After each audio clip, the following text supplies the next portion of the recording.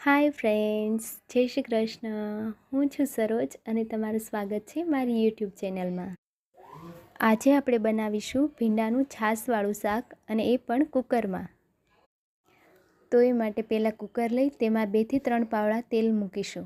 તેલ થોડું ગરમ થાય એટલે તેમાં હિંગ, હળદર અને લસણની પેસ્ટ નાખીશું. પછી તેમાં ભીંડો નાખીશું. પછી ચમચા વગર જ આ રીતે ભીંડાને આપણે હલાવી લઈશું. પછી એમાં મીઠું નાખીશું અને મીઠું નાખી પછી આ રીતે મિક્સ કરી લઈશું. પછી કુકર ઉપર આ રીતે એક ડીશ મૂકી તેમાં 1 ગ્લાસ પાણી નાખી 3 થી 4 મિનિટ એને ચડવા દઈશું. 3 થી 4 મિનિટ ચડવા દઈ પછી આપણે તેમાં લાલ મરચું નાખીશું અને પછી ચમચાની મદદથી આ રીતે સારી રીતે મિક્સ કરી લઈશું. પછી તેમાં છાશ એડ કરીશું અને જે ડીશ મૂકી હતી તેમાં જે ગરમ પાણી છે એ પણ છાશ સાથે થોડું મિક્સ કરી લઈશું. છાશ નાખી અને પછી કુકરની 1 સીટી કરી લઈશું. તો તૈયાર છે ભીંડાનું છાશવાળું શાક.